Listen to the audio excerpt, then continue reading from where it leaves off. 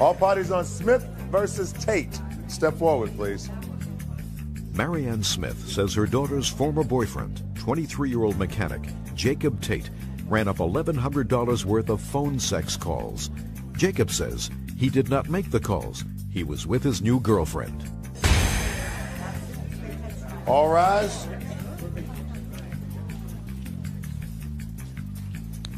Yeah, this is case number 518 on the calendar in the matter of Smith versus Tate. Parties have been sworn in, Judge. You may be seated. Have seats. Now, Mr. Tate, let me see if I understand you, sir. You met the plaintiff's daughter, that's you. A week later, you moved in with her in her mother's home. Is that right? Yes, ma'am. Because you were, at that point, on the outs with your girlfriend, Heidi. And I assume that this is Heidi. Yes, ma'am. That lasted a week because you say, according to your answer, that you were trying to make up with Heidi during your lunch hours. She found out about it. Right. You moved out, you went back to Heidi. Right. Plaintiff says that while you were there, was it $1,100? About $1,195. $1,100 worth of 900 calls to a sex hotline were made from her phone. Right. And the people that lived in the house at that time were the plaintiff, her daughter, you, and who else? Rob. Who's Rob? The gentleman that lives upstairs that rents the upstairs from her mother. And Rob? He rented the upstairs, Your Honor. He did not have access to the downstairs. But Rob lived there? Yes, ma'am. When you say he doesn't have access, he doesn't have a key to your house? Yes, ma'am. How long has Rob been living there? Since June. And have you ever had this kind of a 900 bill? No, ma'am. Was this the first time you got a phone bill with 900 numbers on it? Yes, ma'am. Can I see that phone bill? Yes, you may. There were two bills, in fact. The first one, which I received in November, was October's phone bills. The second one I received in December was November's phone. Now, Mr. Tate, tell me exactly, sir, what week you lived there. What week? Yeah, did he live there a week or more than a week? More than a week. How long? Maybe 3.5 weeks, somewhere about that. From when to when? Until November 11th. I can't honestly say when I first started living there. When did you move in? I When suppose. October. Your? Lynn Welch. It's like a song. You met him on a Monday, on a Tuesday he moved in. You met him, he moved in within a week. Bad judgment. Yes, very Oh. bad. When he moved into your house, did he stay in your room or did he have his own room? No, he slept on the couch when he moved in. What date did he move in? In October, I want to say around the 15th or so. And what date did he move out? When you found out about Heidi's resurgence? A little bit before Thanksgiving, maybe 3 to 5 days before Thanksgiving. Some of these calls are not 900 numbers. Some of these calls are to faraway places. When I called the telephone operator, I asked her about that. I said, you know, what were these calls? They said they were international calls. And she said, just a minute, I'll look it up. And she got back with me and she says, you're not going to like this. And I said, what? She says, they're 900 calls, they're sex lines. I said, but they say Grenada, Dominica, whatever. She said, what happens is they go through whatever that 900 call is and it transfers to whatever the international calls, is how she explained it to me.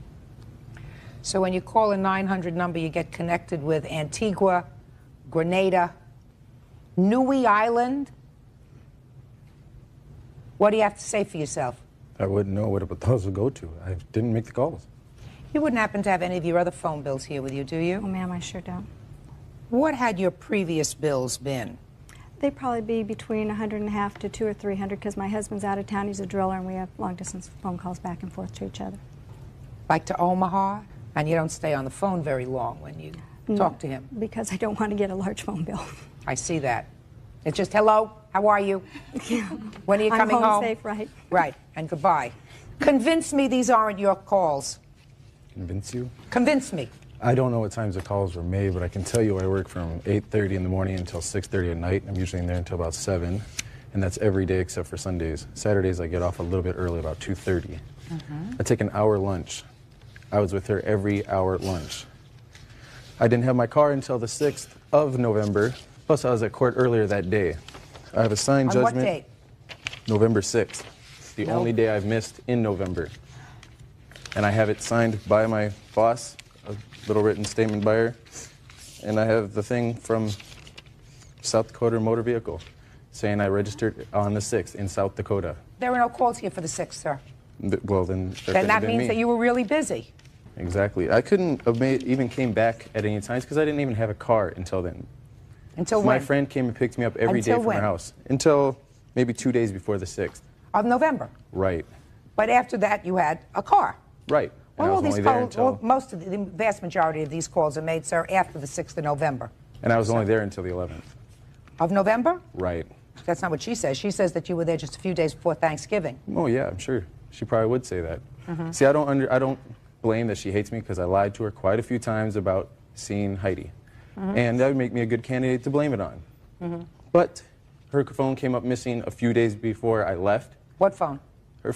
Her phone that she had in her room. It was a cordless phone. And it's very easy to take a cordless phone right upstairs and make phone calls. I'm not putting the blame on him, but it's easy to say that. Well, he's been there a long time, sir, and she's never gotten a phone bill like this. Otherwise, you can be sure that he wouldn't still be there. Judge Judy continues in a moment. Judy. Marianne Smith claims her daughter's former boyfriend, Jacob Tate, ran up $1,100 worth of phone sex calls.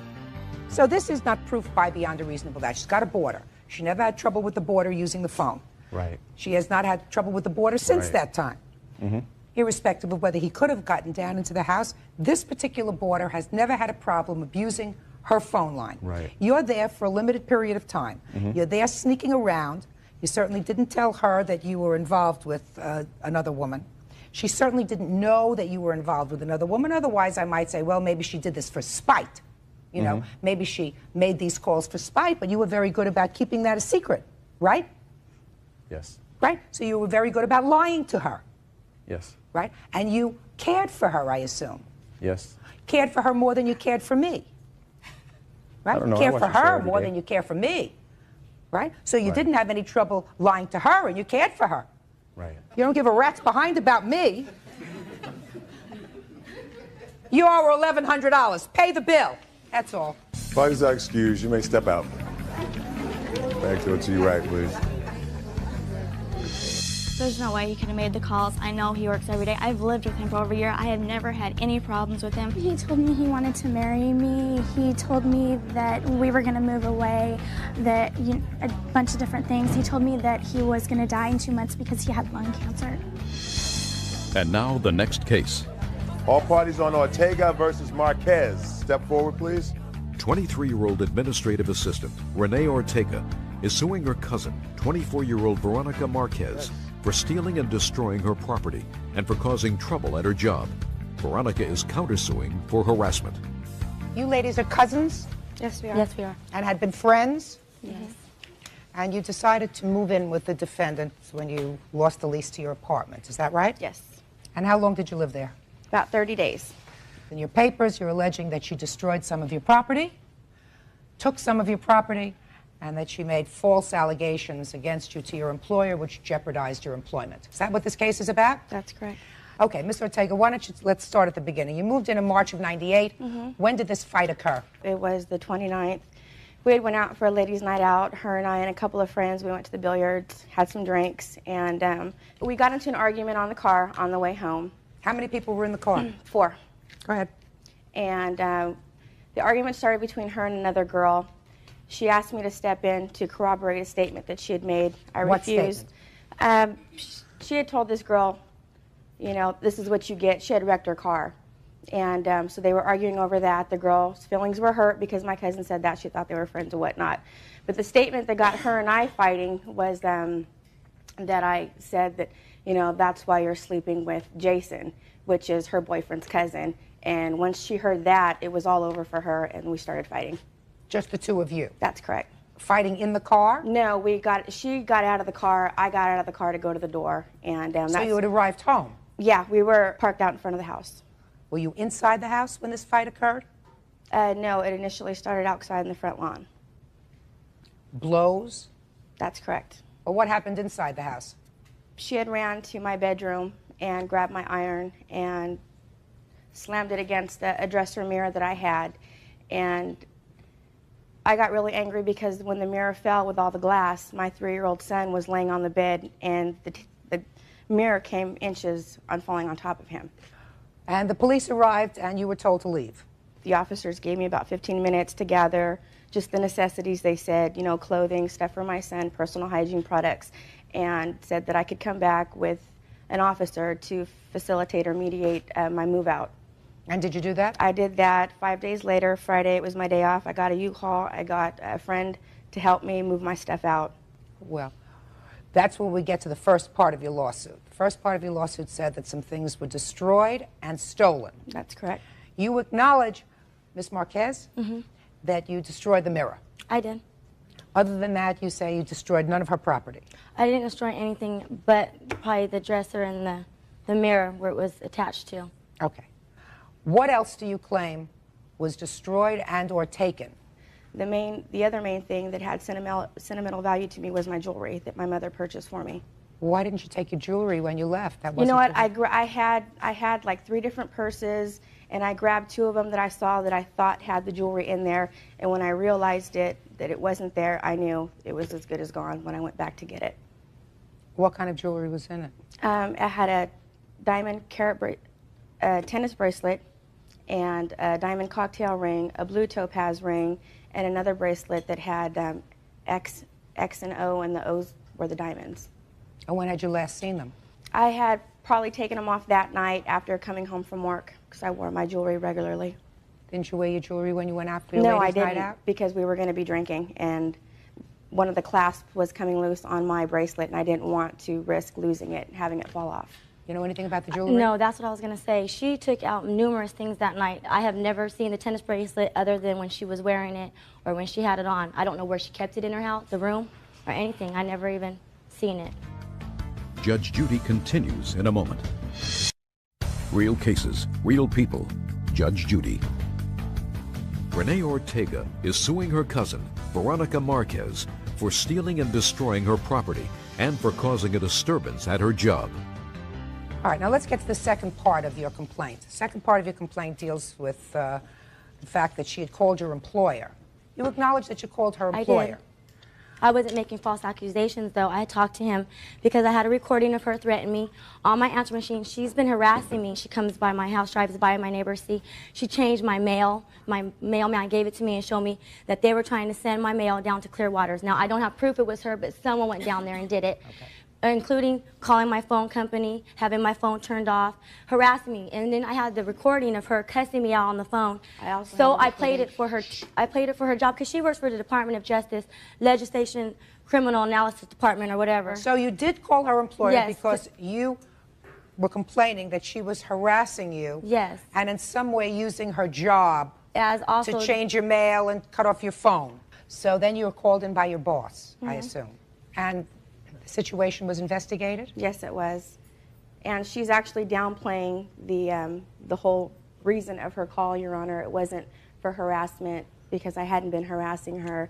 She had said that I had taken confidential material, files, documents home. No, I didn't and say that I that. was disseminating the information. And I am privy to sex offender information. The information that I gave her was that our cousin was a rapist, and basically I was just letting the family know so that if any of the children were around, that they can take precautions. Did you say anything to her employer about her disseminating information about anyone, including your cousin? Yeah, I did. I told him that, you know, that she did say that, what she just said, and he said that he was going to look into it because... Okay, so you did, in fact, tell her employer... That she did give out information. That she told you about this cousin... And was harassing. My mouth is still moving. Okay. That she did, in fact, tell you about this cousin. Yeah. Okay, good.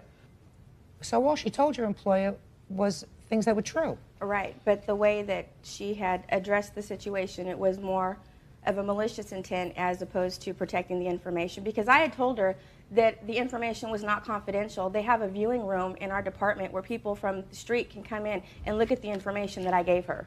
Well, it doesn't make any difference. If that's the information that you're complaining about, she says that you did in fact tell her about this relative. You acknowledge that you in fact told her about this relative. So if she told your employer that you told her about this relative, she was telling them the truth, right? Yes. Okay. All right. Let's get to the value of this mirror. Come on. Mirror, she says she destroyed. Right. I have pictures of the property that she damaged. Let me see. And I also have a receipt from the place where I purchased the furniture.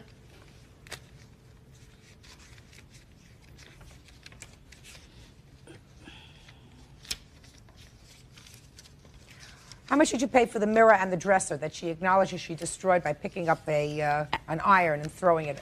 Your Honor, I paid for it as a set. It was $1,700 and some odd cents. And let me see.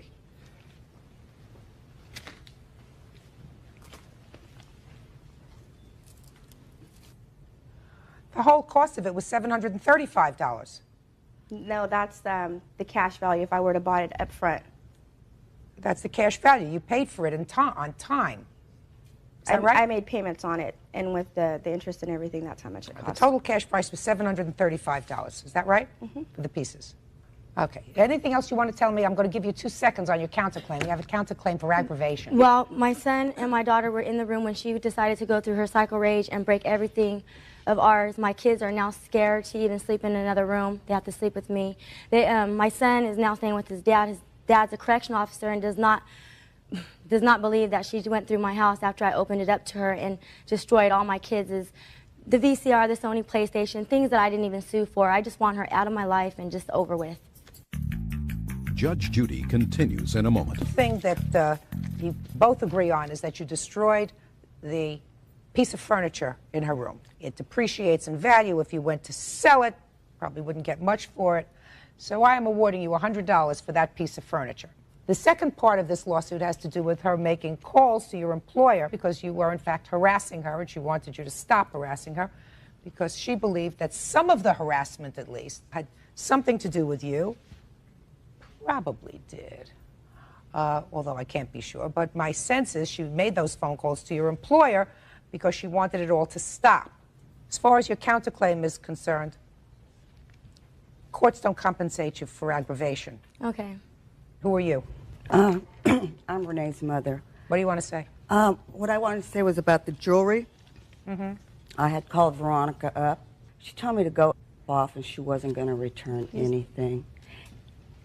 So that's all I had to say. But she did. I did mention the stuff that she had taken because she had taken some items of mine, and she told me that she wasn't going to return anything at all. You are not going to be able to establish, to my satisfaction, that she stole jewelry from you. A, it doesn't make sense that if you had an opportunity to go in and take a few items from your house that you wouldn't have taken the most valuable items, diamond cocktail rings, diamond bracelets.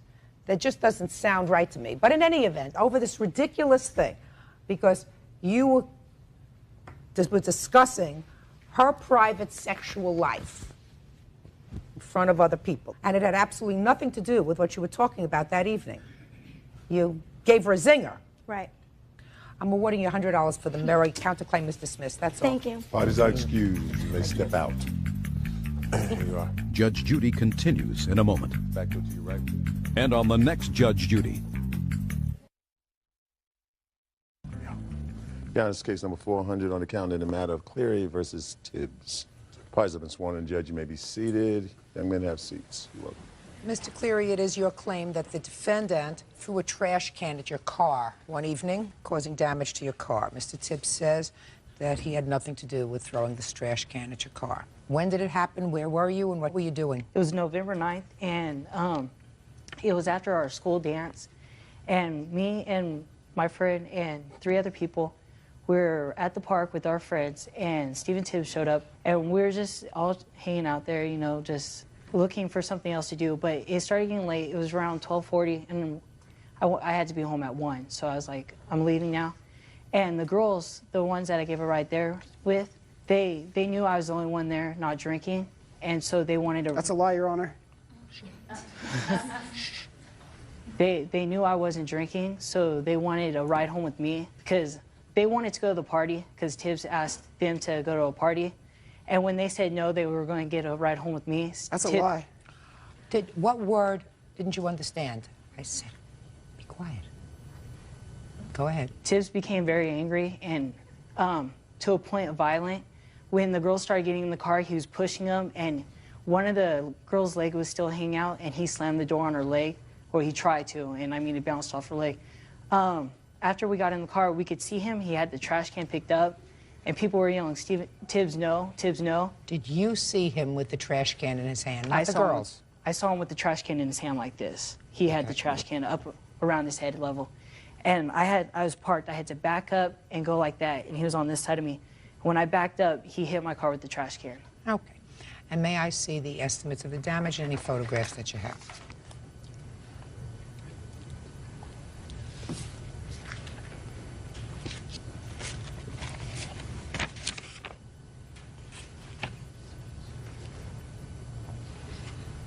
So the trash can didn't hit the top of the car, it hit the side of the car. Yeah, the rear right fender.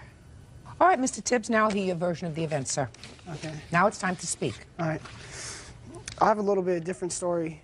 First of all, I didn't throw the trash can at his car. Let's start from the beginning. You're out in the field at the park. Yeah, I'm at the park talking to girls, and I'm with my witness, Frank. I see Mike drive in. He drives in kind of crazy. His tires were screeching. He came from the dance. When he got out of his car, he was drinking beer. For the half hour we were there, I seen him drink 3 beers personally. He stumbled back into his car. He backed out, peeled out, and I watched him fishtail into the trash can. The damage was on the bottom right-hand side. I watched him hit the trash can. So you did not throw the trash can at his car? No, ma'am. Okay, do you have any witnesses here, sir? Right here. Step up. Tell me your name. Sean. Sean what? Blevins. Tell me what you saw. Well, when we got there... Look at me. Sorry. When we got there, we were talking with the girls. I want your eyes to stay fixed on mine. Yes, ma'am. Do you understand? Yes, ma'am. Good. Steven came after... Your eyes are moving around. Came like 5 to 10 minutes later, and he was drinking. Had friends with him, and then we were going to leave, and he got mad at the girls because they didn't want to go to the party. So he started to become violent with the girls and started like pushing them around. Okay, fine, then you, and stuff like that. And then we got in the car because Mike had to be home later on that night because he had something to do the next day. And we started backing up, and I heard people saying, Tibbs, no, Tibbs, no. And I looked out the back of the car because I was in the back seat, and he had a green garbage can in front of him, and like the driveway comes in right here, and there's like a little island type thing where you could park next to it, and the trash can was right here, and Mike was parked over here, and Tibbs and a whole bunch of other people were standing over here. And then we backed up, and we went to take off because we were giving the girls a ride home, and he threw the garbage can at the car. You saw him throw the garbage can at the car? Yes, Your Honor. Did you see it hit the car? Now, I want you to listen to me very carefully, All right. because I've looked at the damage to the car. And I'm not saying he's not responsible for the damage. Mm-hmm. My question is, did you see the garbage can at that time hit the car as he threw it? Yes, Your Honor. Or did you see it hit the ground and then bounce up at the car? No, it hit the car. He was like this, and he threw it at the car, and like the corner of the garbage can, it hit the fender, and it dented it, and then it fell down, and all the garbage and everything came out of it. Now I'll hear your witness. Your name, sir? Frank Ambrose. Where were you standing? I was standing by my truck. I was the one driving. Who were you driving? Steven, just me and him by ourselves. We went there to meet up with girls. It's right by the school parking lots. Okay. The park and everything. We meet up there a lot. We went there. When we got there, he was with a bunch of girls. I don't remember seeing his witness. This is the first time I've really seen his witness out of school. We got there, he was drinking, girls were drinking. He had really no part in what we were doing there. We weren't paying attention to him. When he left, he screeched out, and girls were screaming. They had bottles, probably showing off, and he was doing donuts, or peeling out, making and then you hear a bunch of screeching, you hear a loud crash, and you hear silence after that, and everyone look over there, and you see his car stopped with the brake lights, and there was a trash can in the middle with the trash everywhere. And he didn't do anything, stop or confront any of us, look back or anything. He stopped, and we were going to wait for him to get out the car. It was about 15 seconds, but it felt long, and he just drove away. And we didn't hear of anything, Steven Tibbs' name into it, until that happened about a Friday, I would say, because it was dance, until I think Monday or Tuesday at school. him trying to blame Stephen Tibbs, and Stephen doesn't even go to bar. I think that's why. A note for yourself, Your Honor. Mike contacted my father at my house and told him, he said that I threw a trash can at his car. My dad said if I committed a crime, then file a police report. A police report was never filed in this case. Michael Cleary says former schoolmate Steve Tibbs threw a trash can at his car. Mr. Cleary, I have 2 witnesses on each side, and all of you look as if you're telling me the complete truth, right? Right. So all I can do is look at the photographs that you provided and try to find something that's consistent with either story. Now, both you and your witness say that he was standing not far from your car, correct? Right. He picked up the trash can over his head, and he's a tall young man, and he threw it at your car. Well, if he picked up the trash can and threw it at your car, you would have damage to the top part of your car. Or even if it landed on the side of your car, most of the damage would be on the top part. What you've shown me here is mostly damage that starts at the underside of the car. And that would be quite a trick. If the trash can was over his head and in a downward motion he threw the trash can and it landed on your car, the damage here is inconsistent with that. It's more consistent with either he may have thrown the trash can and it may have collided at the same time he threw it with your car and sort of bounced up and hit the top of the, the top of where the wheel is. That's why I asked your witness whether the trash can hit the floor first and then the car. He said, no, it hit the car first, right? Yes, Your Honor. I cannot be satisfied based upon the statements of the witnesses and these photographs that you've established your case, Mr. Cleary. Anything else you want to tell me? Yes. If you look, there's damage to the tire because it goes like this, right? And it was bent down. It hit the base of it, where it protects the wheel, and that's why it's bent down like that. It hit the base of the wheel, but that is also consistent, Mr. Cleary, with the defendant's statement that you were doing figure eights around the parking lot and hit the trash can. It's also consistent with that. If I was spinning donuts, my whole car would hit the trash can, and it would have been a bigger dent. I don't know that at all, sir. I know that there's a lot of damage right on the lip. Because that's where the trash can hit the lip. I know, you were inside. I can't make a judgment, certainly, sir, even by a preponderance of the evidence that he's responsible for this. Where are all the girls who were there? All the girls who were shouting, no Tibbs, no. Where are all the girls? Their parents didn't allow them to come. This may be one of those cases that is never going to be solved, but based upon the evidence that I've heard today, I cannot conclude by a preponderance of the evidence that Mr. Tibbs is responsible for this. Mr. Tibbs, only you know whether or not you did it, right?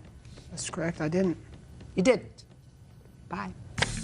Apologize, excuse, you may step out. Mad because the girls weren't going to his party like he wanted them to. He doesn't like me at all. He was drinking a little bit, and he just had a bad attitude about it. He hit the trash can, sliding into it. My car don't have enough power to showboat. I got a 4-cylinder piece of crap car. He wants someone else to pay for his mistakes. That's what it comes down to. And now the next case. All parties in the matter of Long versus Merovitz, step forward, please. 31-year-old business owner Tom Long is suing his ex-boyfriend, 21-year-old salesman Dan Merovitz, for unpaid credit card charges and a trip to Europe. According to your complaint, you and the defendant met on the internet sometime last year, is that right? Yes. And began a relationship that lasted for how long? About 8 months. Did you live together during that period? Most of it, yes. It is your claim that during the time that you lived together, you made certain loans to the defendant. Loans that were made by virtue of your credit card? Yes. Some cellular phone expenses, and the cost of his share of a trip to Europe that you took together, that you claim that he promised to pay you for, but never did. Correct. The defendant says that all of these expenses were gifts. While he acknowledges the expenses, that he made certain charges, he said that they were all gifts from you made during the course of a relationship. So that's where we're at.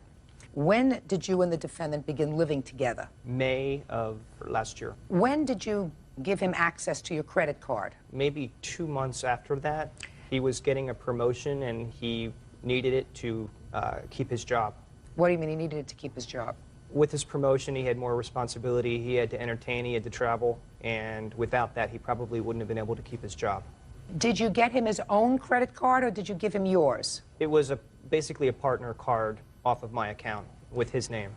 So far, is it correct that you had a partner card of the plaintiffs starting in about July of 2000? Yeah. Now, when you got the bill, let's say in September, and you were still together in September of 2000, who paid his portion of the bill? As Dan would get company funds back to him on his expense checks, he would either write a check out to me or just reimburse me in one way or another with money. Is that correct? For the most part, yeah. What about October? Do the same thing? As he would be paid by his company, he would pay me back. So far, is that correct, sir? Voluntarily, yeah. I love it. You would pay him back. Right. Now, you separated, according to this, sometime in November? That sounds correct, yes. At the time you separated, what was the balance on his card? At that time, it was probably around... Don't give me a probably around. Courts don't deal with probably around. Where's the paperwork? Don't give me a whole lot of paperwork to look through. Make it easy for me. It's a quarterly expense report. It has everything. Just make a little check mark with regard to where his expenses were on his card. Every single one. It's just his side of it. It's not mine or not included. I thought I was going to get him to do this for me. Did you do a lot of traveling for your business, sir? Stayed at the Radisson in Sarasota. Good deal? Is that right? Yep. Okay. There is no question in my mind, based upon my examination of the defendant, that he treated this money as a loan. Despite the fact that he claims in his answer that it was a gift, he treated it as a loan because, according to him, he made payments. He made payments in September. He made payments in October. Isn't that what you just said to me? Well, even though you said voluntarily. Right. But none of it was an agreement throughout the month. Listen to me. Baloney. If you made payments, that is indicia that you treated your credit card as a second holder for your company expenses. Many of these, the most substantial of these, are company expenses. You treated them as a loan because you paid him back. There came a time when you stopped paying on the credit card. On what day did you stop paying on the credit card, sir? I think when I left, when we split. Why? Tom gave these things to me. I voluntarily gave him the checks on a month-to-month basis. All right, let me ask you this question, Mr. Meyerowitz. Yes, ma'am. Do you honestly believe that Mr. Long, had you not paid him back as you got these checks for reimbursement from your company, would have continued to allow you to use the credit card? I don't know. I don't know. Yeah. There were many Well, why threats would you throughout the whole think, time. Mr. Meyerowitz, not only were you getting substantial monies back from your company, you expect him to pay the bill and you get reimbursed and you put the money in your pocket so that you get extra money. Is that what you're telling me? And that the money that he advanced you on his credit card, sort of like additional salary to you. Right. Is that what you're claiming? Is that what you're claiming? I just want to know your position. That he was giving you this money and he was saying to you, you can keep the checks that you get from the company to cover your cell phone and your hotels and your meals and your client entertaining. You keep that because I want you to have that extra money. That's what your position is. Right. I'm not. Oh, I'm getting too old for this. Wrong. All right, now let's deal with the trip to Europe. Let me hear about the trip to Europe. Well, I had a lot of Sky Miles points, and I had told Dan if he paid $500 worth of the entire trip, I would pay for everything else. And he paid about $100. When did he pay the $100 towards the trip? Probably on his own credit card when he was paying for a dinner or something. You mean on your credit card? No, actually on his own this time. Oh, it's hard to use your own when you have somebody else's. I didn't even have my own. Whatever. But what expenses did you actually incur for him in Europe? You used your points to get there. I have that right here for you. Okay.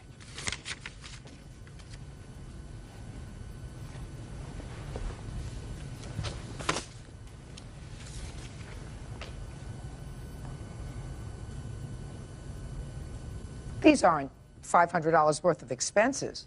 There was also cash involved. I mean, we're talking about a couple of meals $31, $7.47, Two plane $9.99. Well, it doesn't cost $500 to fly to Europe. It costs considerably more. You used your points. But I had to pay for some of it also.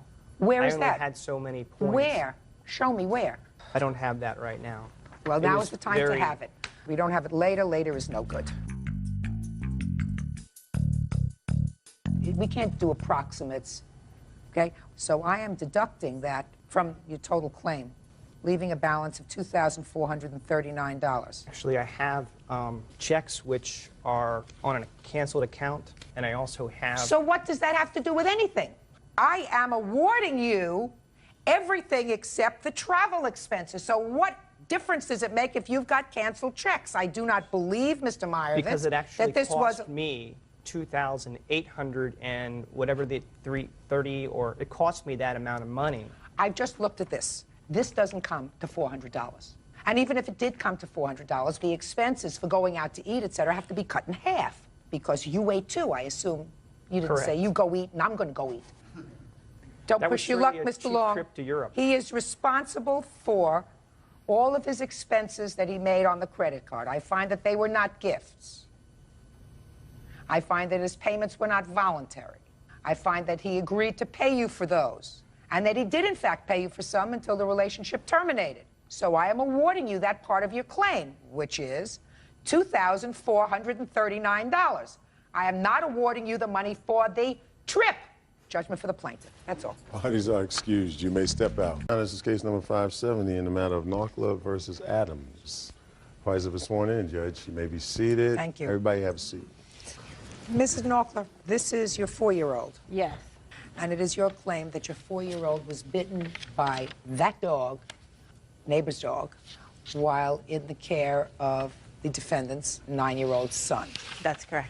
And you want the defendant to pay you $5,000 for the dog bite, as well as the emotional distress arising from the dog bite. Is that right? Yes. The defendant says that your 4-year-old provoked the dog, and she's counterclaiming because she says that you have caused her child some measure of emotional distress, and she's also counterclaiming in the amount of $5,000. So since I assume you weren't present, is that right, when your son was bitten by this dog? Not at the time of the bite, no.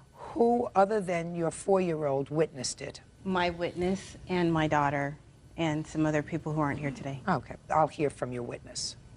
Would you step up, please? Tell me your name. Yvette Orozco Contreras. Are you a neighbor? Yes, I'm their neighbor. When did this incident occur? On the 11th of March, At what time of the day? I would say about 4 o'clock in the afternoon. And were you outside when this happened? Yeah, I was in my driveway. Tell me what you saw. Well, I saw the kids playing outside. Michael was outside with his dog. Okay, this is Michael. Uh-huh. Michael was outside where with his dog? In the street in front of my house. In front of your house? Uh-huh. Okay. And he was just playing around with the dog. And then after a while, he just, I guess, was scaring the kids with the dog. How was he scaring the kids with the dog? He was telling the dog to say, sick 'em or get 'em. Okay. And how many children were around him? At that time, I'd say about 7. Was this little boy one of those children? Yes. What is his name? Houston. So Houston was there too. Was Houston riding his bike or was Houston was riding a scooter. And where was he riding his scooter? Also in front of my house. In the street or on the sidewalk? On the street. We live in a cul-de-sac, so all the kids play right up on the cul-de-sac. So it was in the street? Uh-huh. Where the cars are? Yes. Okay. Who was supervising Houston? I was out there watching them. And other parents across the street were watching their kids too. And what about Mrs. Knockler? Was she outside watching her son? No. At the time the bite happened, I wasn't out there. You were However, not I out was there. looking in on them. And my husband was home also. But neither of you were out weren't there? actually outside, no. Okay. Then what did you see? Well, after a while, I saw Michael let go of the dog. Michael let go of the dog. How did he do that? He just let go of the leash, and the dog jumped on Houston. Did you see him actually being bitten by the dog? I saw the dog do something. I wasn't so close to see the dog bite him, but I did see him do something. And then what did the dog do? I didn't pay attention to what the dog did. Houston ran towards me, and I looked at his leg and took him to his parents. When you saw Michael outside with the dog and you saw him saying, you know, sick him, did you say anything to him at that point? I really didn't say anything because he was outside for quite a while with his dog, and the dog didn't seem to be dangerous until he started saying those words.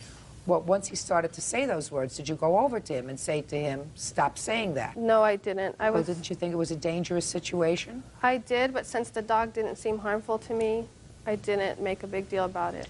Okay. How close were the children to the dog when you saw them outside? They were right next to him. And did the dog seem friendly? Were they petting the dog? They were all riding their scooters, their skates, all that, and the dog was just in the midst of them. Okay, let's say you're this young man with his dog. How close were the other children? I'd say to about the end of this table. So just 2 or 3 feet? Yeah.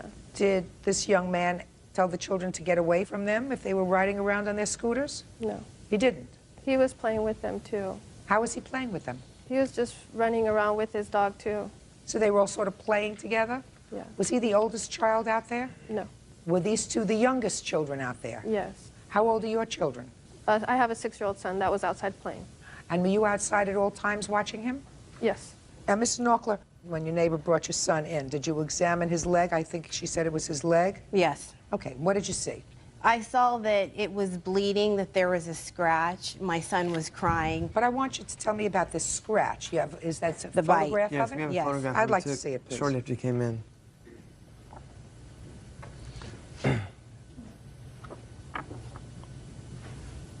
And Your Honor? Yes. I know you can't see very well from that picture, and we had cleaned up what blood there was, but as of now, a month later, he does have a scar on his ankle from that. Well, I'd like to see that. Houston, could you come up here for a second, please? As a matter of fact, come right up here, Houston. He also had a scratch to his elbow from where the dog jumped on him. What happened to your foot? He just scratched me. The dog scratched you? Yeah, Did it hurt? yeah. Could you sit up there for a second? Because, you know, my eyes aren't so good anymore. Can you show me your leg? Where the dog scratched you? Oh, I see. Just a little tiny scratch. Doesn't look like scratch as bad as what happened to your eye. What happened to your eye, Houston? I just fell on this. Well, we fell on the sidewalk. Is that what happened to your eye over here? Yeah. When was that? The biggest one happened the day after Houston was attacked by that dog. The little one happened like a month before it happened in front of the property she's renting. Okay, Houston, why don't you go and sit down? Miss Knockler, how did the large injury happen to your son's face? He was riding a scooter that he's ridden a lot of times, and the side of the scooter, the padding had come off of the scooter, and that was what went into his face and caused that injury. Where was he when this happened? He was right in front of our home. Where were you? I was at work. I was home with Houston that day. Were you home inside the house when it happened? We had just got home and we... Just answer my No, question. I wasn't. Where were you? In the garage, heading into the house. So you were not outside with your son when he was riding his scooter? No. One would think that you folks would have learned a little bit, not to leave a 4-year-old outside unsupervised. So he has 2 injuries in the course of one day. One seems much more severe than the other. Your Honor, may I say something? Yes. Part of the reason why sometimes I'm not outside, sometimes they're not outside is because we know each other very well. And Were you outside when the injury occurred to his eye?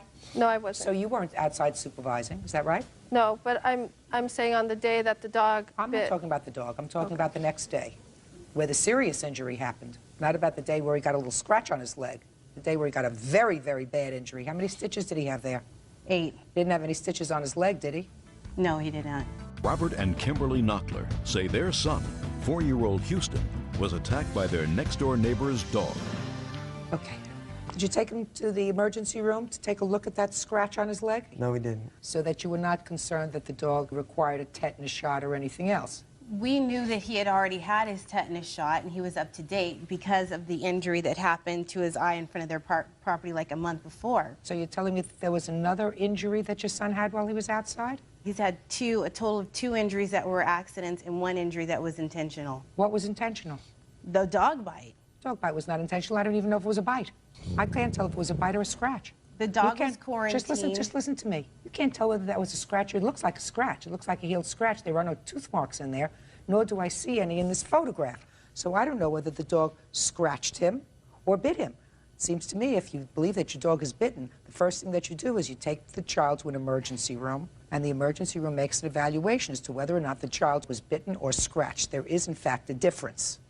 This is not a $5,000 injury, folks. It's intentional. He told that dog to sick my son. And she has admitted to that. Listen to me. That's not what she said. She said he was saying to the dog, sick him. There were a whole bunch of children around there. He is also an unsupervised, how old are you? 9. 9-year-old. Just like your son was an unsupervised 4-year-old. I mean, I read it in the paper. The defendant says that her son was, in fact, supervised. She says most of the time this time was different. It's always the times that are different that create a problem. Not. He's unsupervised a lot. He has harassed a lot of kids. Let me explain something to you. I'm looking at his face. He doesn't have the scars on his face that your son has from being outside, unsupervised, and injured twice on his face. I mean, this was an unfortunate incident. He did the wrong thing. There's no question he did the wrong thing. But what I gather here is there has become a vendetta because of that, and that is outrageous. You claim she says bad things about you. You claim that she says bad things about you, and you say that there's an intentional act on her part because her 9-year-old, who was outside playing with a bunch of kids, did a really stupid thing, and your son got scratched. No, ma'am. Yeah. Judge Scheinlin, I would state that it was an intentional act on his part when he was saying sick him, sick him. She has admitted to that. I don't believe that she wanted this to happen, So but then why I believe that He's definitely. 9 years old. Your son is 4. Yes. Right. You think he's My an adult? baby. What? That's hers. That's hers. And I don't have a problem with that. So then but why would she's you left sue her? him- Then let me ask you a question. So then why would you sue her, your neighbor, over a scratch for $5,000? Why would you do that? My son came to the door. He was crying. He was bleeding. He told him, sick him. She I admits already to heard that. It's not what I'm That's asking you. Because of the intentional nature, because of the fact that it is very upsetting that somebody would tell a dog to sick a child. You're absolutely right. If an adult did it and the dog did it, you put him in jail. 9-year-old does it, they're not so smart. She knows that he has a habit of harassing other children in the neighborhood. Well, madam, if you know that that's true, then when your witness saw him outside with the dog and was standing outside supervising all these children, she should have said something like, I suggest you bring Houston and your daughter inside because he's outside with that dog and not doing the right thing. She wasn't concerned. She just told me they all seem to be playing. Isn't that right? They did all seem to be playing, but he was taking advantage of that. Then why Houston was didn't you scared of stop the him? dog. Then why didn't you do anything? What kind of He doesn't supervision is listen. that? He does not listen. He's attempted to take Then my you daughter bring- to the pool when she Madam, cannot swim. then you bring your children inside and you speak to the mother later. The mother does not listen either. She knows her Listen. kid does this. I'm going to get to the counterclaim for a second because you ain't hearing me. Now, you have a counterclaim that I believe is a little bit of a nonsense, but I'm going to give you an opportunity to tell me about it. Go ahead. Okay. Michael has not, first of all, played outside since the incident, only in our backyard. And on Sunday, we were getting ready to leave. He said, can I go out front? The kids are out there. I said, sure, just for a few minutes. I'm on my way out. Michael walked out front. Kimberly was in her driveway. There was a bunch of kids out front, and Kimberly told my son, watch it, kids. Here comes the trashy kid. My son came in the house very upset. I walked back out with him. I said, let's go. We need to go. And I said, Kimberly, I don't understand why you would call a child a name being a teacher. And then I said, I don't have time to get into it right now. My contractor's waiting for me. I have to go. And she said, wait, let's get into it right now. And she went off. She went off yelling, saying, I'm neglecting my kid, called me a and she just kept going off. And I said, this isn't any way a teacher should act. You're supposed to set an example for our kids. If you want to talk. We don't yell and scream. She said, I better get into my car before she beats me. And I left.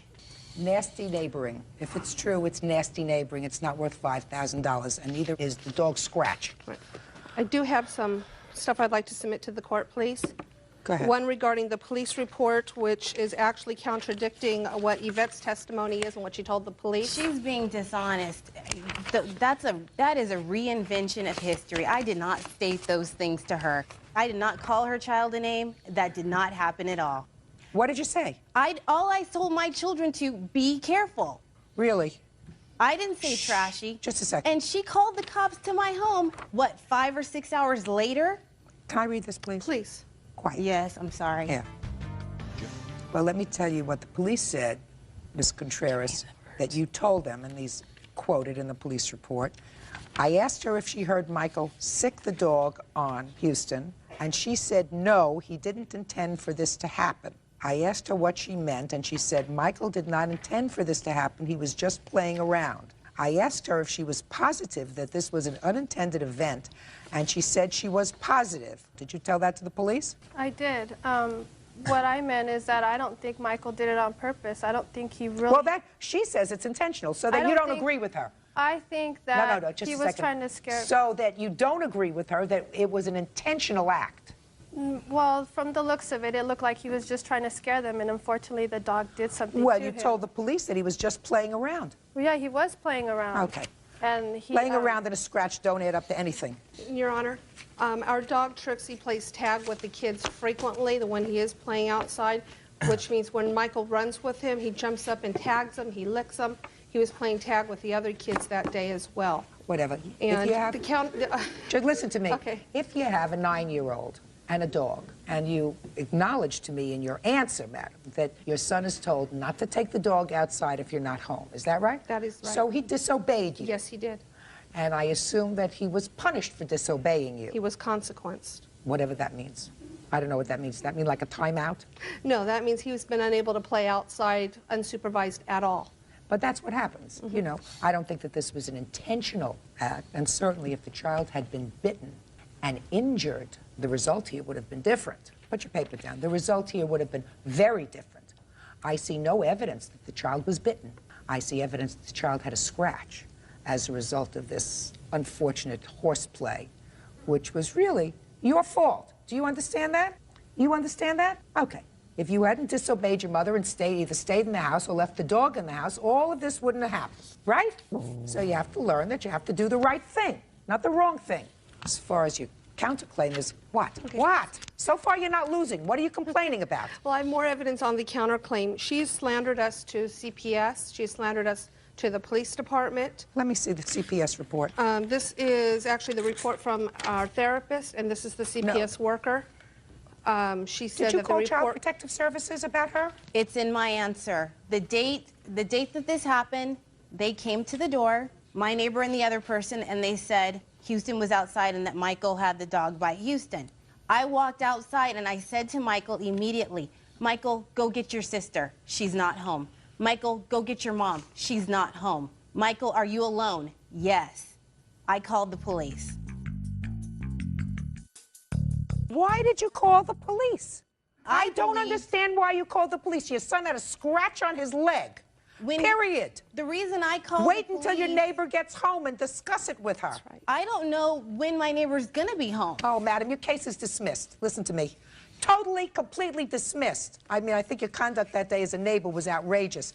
And I would be more concerned about you two people supervising this child, because this child looks as if he's been through a war zone in your custody, all over his face, when he's been totally unsupervised by you. Maybe you just rely on Mrs. Contreras to supervise your children when they're outside. But he's 4 years old. And 4-year-old has had an accident on one day and a terrible accident on the next day, and a month before an accident outside, and you're nowhere to be found. So I would be more concerned about you supervising your own child. Your son was scratched by the defendant's dog. It was an unfortunate circumstance that did not require you picking up the phone as a neighbor and calling the police. It required you waiting, cooling down a little bit, and when she came home, perhaps go over to her house, give her a buzz and say, listen, something bad happened today. I want to tell you about it because my son got a scratch on his leg when your dog jumped up on him. Your son was not doing the right thing. Nobody was supervising him. And I want to tell you, if it happens again, I'm going to contact the authorities. If you wanted to do that, I would have no objection. But to call the police, you're outrageous. But I'm not giving any money. That's all. Parties are excused. This case number 223 on the calendar in the matter of Carrillo versus Sanchez. Parties have been sworn in. Judge, you may be seated. Folks, have a seat, please. Mr. Carrillo, the defendant is your mother. Yes.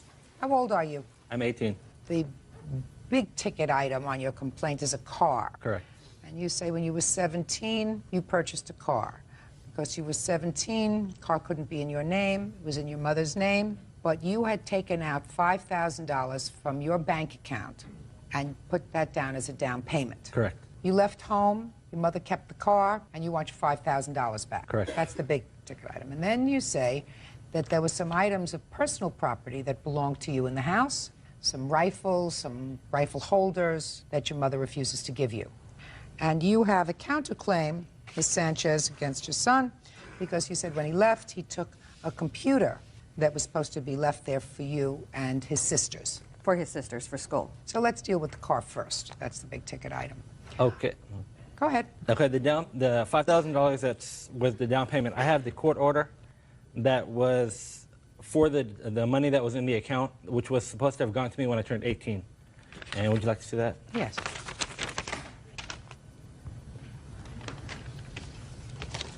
Altogether, Just a minute. $7,500, at least, of the money came as a result of what, an accident? Uh-huh.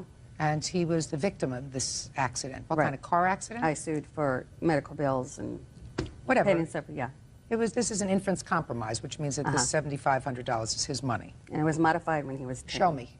I didn't be able to get that. Then that's all I have. Yeah, he took all the papers, a lot of court papers. That's all I have. Yeah. Yes. I had a briefcase full of documents, which include bank statements, proof that I had paid her money, and she had taken that out of the storage as well. All right, now. Paid me money? Don't argue with each other, please. It's very unfortunate when a child has to be involved with a parent in a lawsuit. Where is this car now? I have it. How much was the total purchase price of the car? Close to $7,000 after we financed it. Okay. Who's been paying the notes on the car?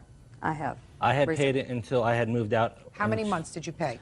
I had paid it from January until May. So since May of this year, you've been making the payments. And the insurance on the car. Have you been driving the car? Yes. Okay, well, Because he no longer wanted the car. Well, the car has to go back to him. The car has to go back to him. You have the title to the car? No, it's still financed, and the car, he didn't want the car anymore. He asked me to take over the payments. He also either the car goes stopped, back to him so that if he wants to, he can sell it and get his $5,000 back, as long as the note is then put in your name. Do you understand? Correct. I told him to go take the rest of the money back out of the bank and pay it off if he wanted it, because I found a letter stating that he was drinking. And instead of paying it off, he turned around and bought another car, because he didn't want the car. He told me that I could have it. And then from the sales from my car that I sold was going to go to him. Is that what he told you? Yes. And you say that's not what? No, I had mentioned in March that I had wanted to put the car in my name. She said no. You because never did that. Don't she said no because we had to refinance it, and she didn't want to go through that. Then I told her if she wanted that car, she would pay me like $4,000, and then she could have the car and take over the payment. You're not getting any money. Let's understand this. You're either getting the car back, or your mother can sell it now, which I think is probably a good idea. And if your agreement was that she should give you $4,000 for the car, that's what you just told me. Correct. Just a minute. That's what you just told me. That's what you told me. The initial agreement, and then all right. So the initial agreement would probably still be valid today, because we had never brought anything up after that. That was just something we just stated. Do you want the car back, or do you want her to sell the car? I'd rather have the car back.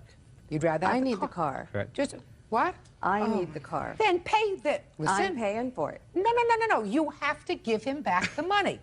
He took money out We didn't have his an account. arrangement. He gave me the car. No, listen to me. I don't believe you. My daughter No. I don't believe you that he gave you the car was to pay the loan with off. with the money that he put in from his trust. He never asked me for $4,000. Good. Just Then the I will- $3,000 to pay then the loan I will off. draft an order indicating that within 30 days this car is to be sold, and the first $4,000 is to be turned over to him. Now, with regard to the rifles, tell me about the rifles. Okay, the rifle she had given to me about 12 years ago. When you were 6 years old? Yes, it was approximately then. And then I had them in my possession since about the age of 9. And she has told almost every member of the family that those were mine. Where did they come from? They were, I believe, our grandfathers. Which I inherited when my parents passed away. Tell me about the rifles. Where were they kept? They were in my room until I had the baby, and then I told him, let's put him in your room, because he's the only one out of all my children that I trusted to be responsible, because he's a very good boy. I never ever had troubles with him. I've never had to really discipline him. And he knew that those rifles would only go to him after I passed away. I have it in my will, which he took see. opened, and he That is wasn't. it. Let me see. She showed me the will the day she wrote it up. It was sealed from my lawyer. You gave me a copy, and Just we a put it second, inside I don't the care whether Bible. you stole it, and I just want to see whether or not what the date of this will is. This is a will dated 1999. Okay, so well before you moved out of the house. Correct. To my son Valentine, that's you. Mm-hmm. I leave 2 rifles to be given to him upon reaching the age of majority. But I've had it in my possession ever since I was 9. I don't care. Only because of the baby. I don't care. I mean, in your possession, but you lived in the same house as your mother, Correct. right?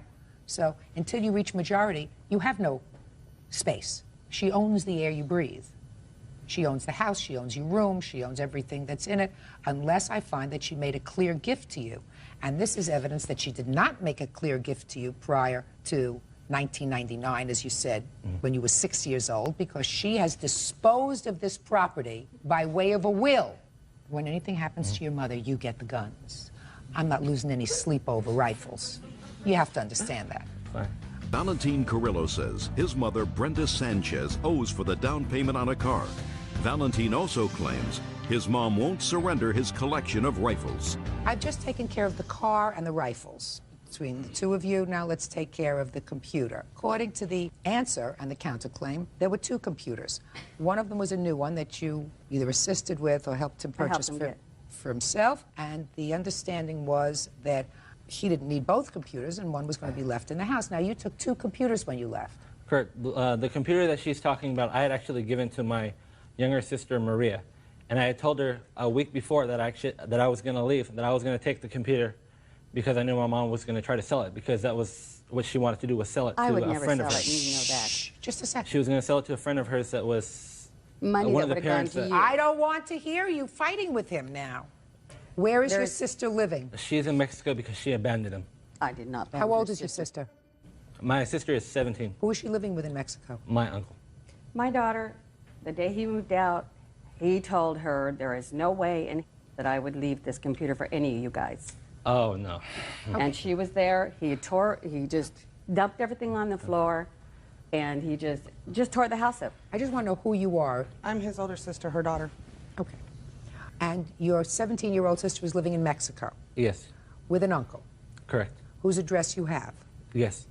The second computer is going to be sent within the next 5 days to your older daughter in Mexico, who is 17. She's not going to be in Mexico. She's coming home Saturday. If she's coming home. She wants to return home. If she's coming home Saturday, you check, and if she's coming home Saturday, wherever she is, she gets the computer.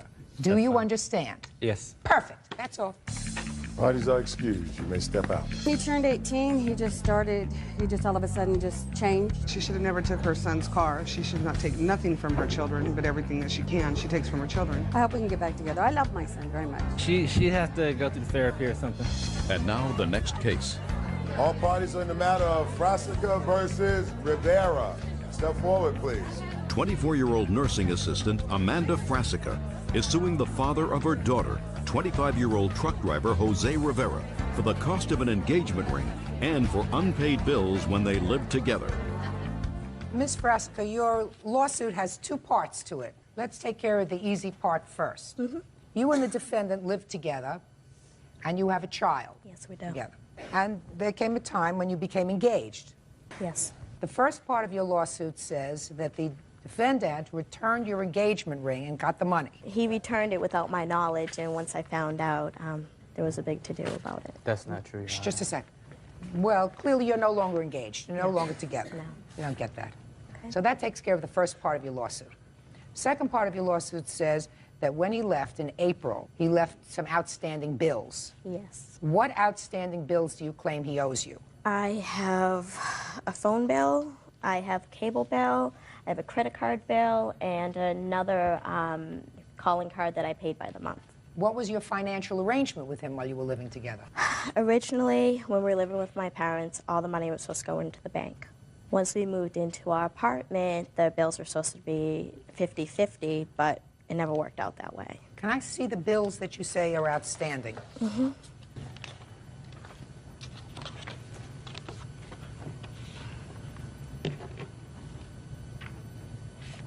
Okay. Mr. Rivera, while you were together with the plaintiff, is this a credit card that you would use together? Yes, ma'am. You have any problem with paying for half of this bill? No, ma'am, I do not. Okay, that takes care of that bill. Then we have a phone bill, and you're asking him to pay for half of that. No, I'm asking him to pay for the whole bill because, as you can see, the calls made on it were all made to his family's household. He was out of work, on the phone, calling his family. I'm at work trying to pay the bills, and no sooner was I making the money, it was being back out the window, being spent again. Go ahead. Your Honor, she's saying that I didn't have a job. The first job that I had on hand, she got me fired from. Second job that I had, I only had 15 hours to work. And I mean, I just had a lot of problems going to work because of Amanda just making things difficult for me to go to work. Like what? Like how? Just complaining about bills not being paid and just... So your response to that was not to work? No, I did work. The first No, job... but your response to that was not to work full-time because she was complaining about the bills? No, I was working full-time. I had a full-time job, which I was working as a waiter. Amanda got me fired from the job by going to the job and throwing my clothes in front of everybody. I got fired from that job. When was that? I don't even remember the date, when exactly it was. What other bills do you claim he owes you? There's the cable bill there also, which you can say, I just want the movies paid for, not the fees for the cable box or anything. Well, what had been your history with the defendant? If he ordered movies and you got the whole bill in, did you just pay the whole bill out of a joint account? It was said if we went over and beyond the regular cable itself, like if he wanted to get a premium channel, he would pay for it. I wasn't going to pay for it because I felt no need for it. I wasn't at home.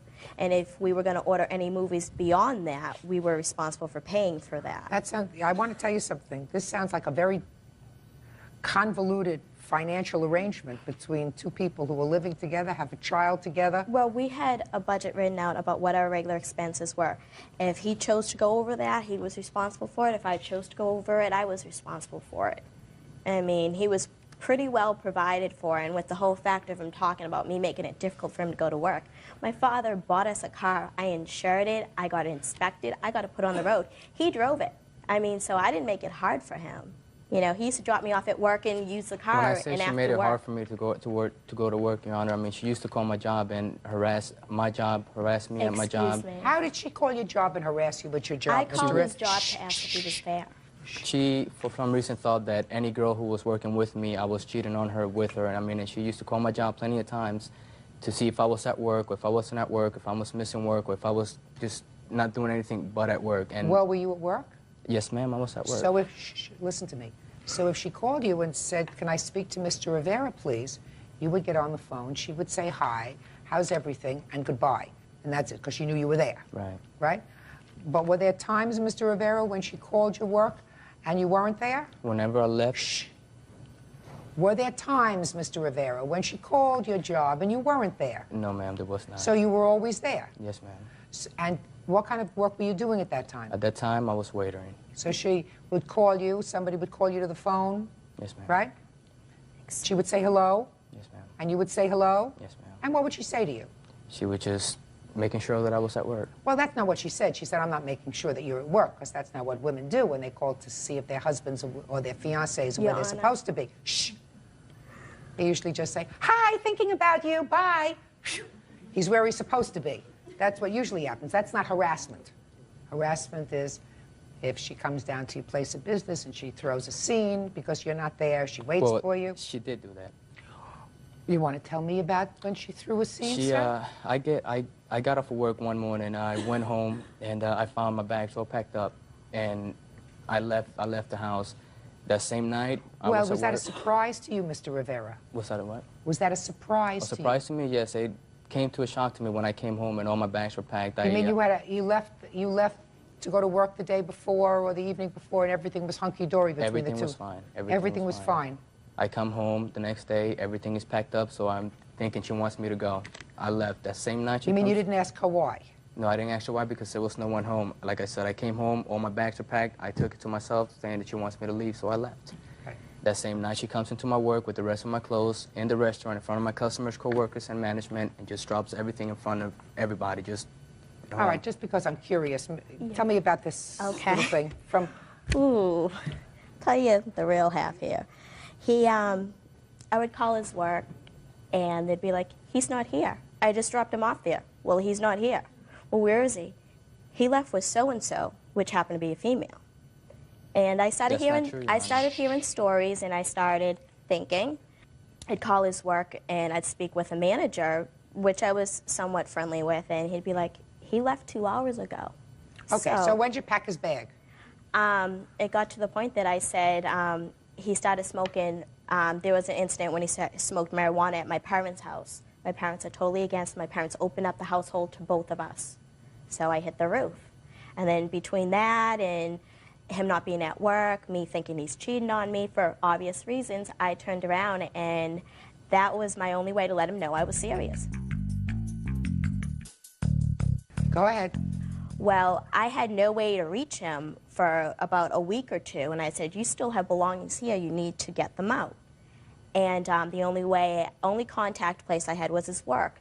So it was the end of shift, it was about 15 minutes before he got out of work, and I turned around and I said, you don't want to call me back, and I have no way of contacting you. I had all his items packed up, I didn't just throw them. I went into the lobby, and I said, here's your stuff. And he came at me with a fit, came at me out the door. I thought he was going to hit me. My mom was there in the car because she had driven me. She didn't know what was going to happen. I got in the car and I left. All right. Since you left in April, have you been paying any child support for your daughter? Yes, ma'am. You pay that through the court? Yes, ma'am. How much do you pay? $87.50 a week. Okay. Total, $747. Judgment for the plaintiff. That's all. Thank you. Parties are excused. You may step out. This is case number 441 on the calendar in the matter of Hoffman versus Hoffman. Parties have been sworn in, Judge. You may be seated. Folks, have seats, please. Mr. Hoffman, the defendant is your mother. Yes, ma'am. And I've tried to understand your complaint as well as your mother's countersuit. You claim that you sold to your mother certain restaurant equipment, a freezer and some other equipment, and that she owes you money on that equipment. Yes, ma'am. Your mother says she's not only paid for that equipment, the freezer doesn't work, and not only doesn't she owe you any money, but you actually owe her money. Yes, ma'am. All right. What was this equipment? Where did it come from? Why would you sell it? Actually, I owned a restaurant in Salisbury, Maryland. Was getting out of the restaurant business. I had been working 16, 18 hours a day. It was just too much. I was losing my marriage, my 2 small children. Had called a restaurant equipment place, set up arrangements for them to come and buy all the equipment from me. My mother steps in and says, let me buy the equipment from you. I may want to give it a go. I mean, you've worked so hard putting this business together from the ground up. We'd hate to see, you know, the family lose this. What kind of a restaurant was it? It was a carry-out sub pizza and deli type restaurant. Okay. Were you making any money? A little bit of money, not a lot. It wasn't worth all the time we had to put in. Put out a lot of bills, put out over $30,000 for the equipment. Okay. Did she give you any money? She gave me $4,000, signed a bill of sale for a list of equipment, which I have here. I'd like to see it, please.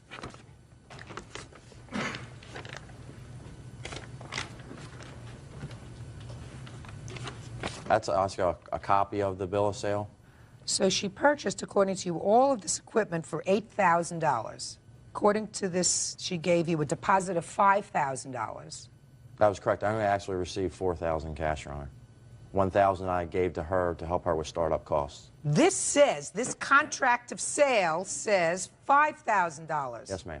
With a balance due and owing of $3,000. Yes, ma'am. That's what it says. And then it says that you additionally sold her a freezer for $3,000. Did she pay you anything towards the freezer? No, ma'am. Okay, Mrs. Hoffman, let me hear from you. Hey, Your Honor. This started out, Joe told part of the truth. This started out, my son had 3 businesses in Salisbury, Maryland. He was losing his family and his businesses because of a crack cocaine addiction. I stepped in, being his mother, trying to help him save at least this one business.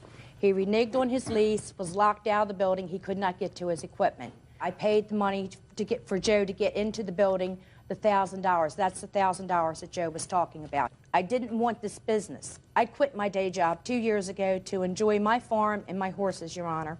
I was trying to help my son. I wanted my son to seek counseling for his drug addiction. He's lost everything. All right, so you agreed to go into his business to save the business. Yes, ma'am. Hopefully that he would get it back. Okay. Did you sign a contract with him with regard to the equipment? I signed this. Joe told me the same thing that he gave you. I have the notarized copy and the serial numbers. Okay. Joe told me it was a thriving business, and I agreed to the $1,000 a month because I thought, he showed me his books, he was making $90,000 in 6 months' time, that I would be able to pay back this at $1,000 increments.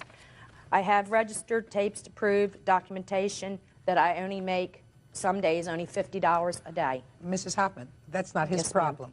That's something, if you're going into a business, you're supposed to check the books very carefully. I trusted my son, Your Honor. Well, that's a problem. How can you trust your son if you say he's got a serious drug problem? I know. And clearly you were dealing at arm's length with him with regard to this transaction because you drew up a contract, you drew up serial numbers for all the items. This was not a, I'm going to help you out, I trust you. This is business here. Let me see your books. He showed you his books. Showed me his book. Showed you his book. And according to his book, he made a lot more than certainly you were making. Yes, ma'am. Did you have an accountant go over the books? No, ma'am. Did you have somebody come and sit in the restaurant every day for about a week to see what kind of traffic there was? No, ma'am, I didn't. Well, that's what you do if you buy a restaurant. That's what you do if you buy a restaurant. How much money do you still owe him on the equipment? The freezer wasn't due a payment until March. Of 2002? Yes, ma'am. Oh, so you don't owe him anything really on the freezer because the payments aren't due yet. Is that right, sir? That's not correct, ma'am. She defaulted on the rest of the loan. I was due a payment December 30th, as per the signed notarized agreement of $1,000. The freezer was, I lent to my mother. No, sir. This says she was to pay you in increments of $1,000 until paid. That's for the freezer. Starting March 30th, 2002, until May 30th, 2002, a total of 3 payments. So Yes, she Your doesn't Honor. owe you any money yet on the freezer. And it was verbally between myself and my mother that I would allow her to pay the freezer after she paid me for the rest of the agreement. It doesn't say that here, sir. That was verbal when she drew the contract up. Let me Your Honor. explain something to you, sir. When you have a contract, anything outside the contract that's verbal, courts don't consider. Courts say, forget it, so strike the freezer. She's got a little bit of time before she has to pay that first $1,000 payment. Now, what else do you owe him? The refrigerator is leased. The leasing company has contacted me. Joe owes money on that. And I found out yesterday morning that they're coming to pick up the refrigerator unless I can pay him for it.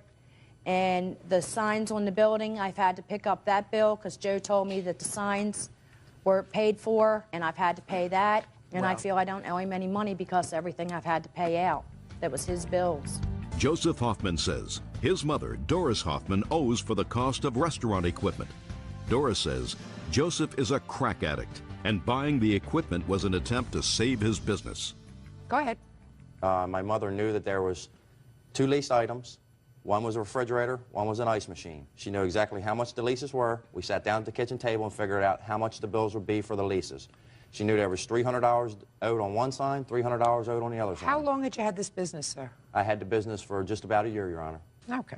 Tell me something about your counterclaim, Mrs. Hoffman. Your Honor, I don't feel I owe Joe the money. I feel... Owing, I'll take care of in a minute. You have a counterclaim for $4,900. Yes, ma'am. For what? It's for bills and that I've had to pick up and pay his because they were going to take the signs off the building. A microwave that he had a piece of aluminum foil in for the fuse to keep the microwave running.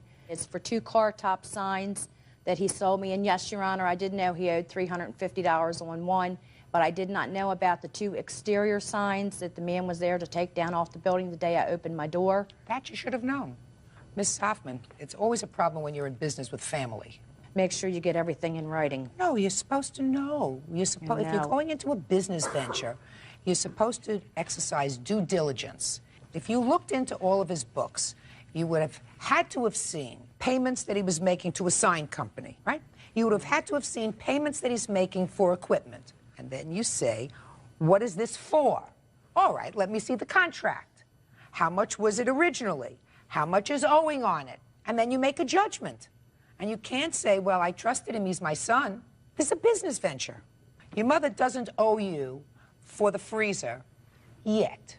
Now, with regard to the other payments, those were supposed to be completed for the remainder of the equipment by next month. Yes, ma'am. She's on a payment plan. She's already missed December's payment, and January's payment is coming up. Well, it says for 3 months starting in December. Did she pay you December's payment? No, ma'am. And that was for $1,000. Yes, ma'am. And then January's payment, she didn't pay you. No, ma'am. But that's not due yet. That's correct. Is that right? That's correct. So far, she only owes you $1,000. That's correct. Judgment for the plaintiff in the amount of $1,000. That's all.